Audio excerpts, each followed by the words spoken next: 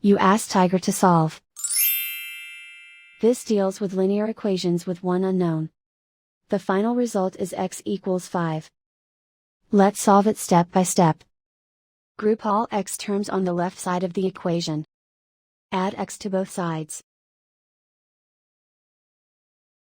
Simplify the arithmetic. Group like terms. Simplify the arithmetic. Isolate the x. Divide both sides by 6. Simplify the fraction.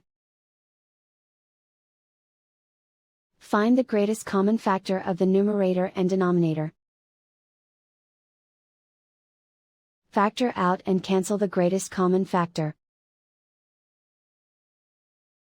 And so the final result is x equals 5.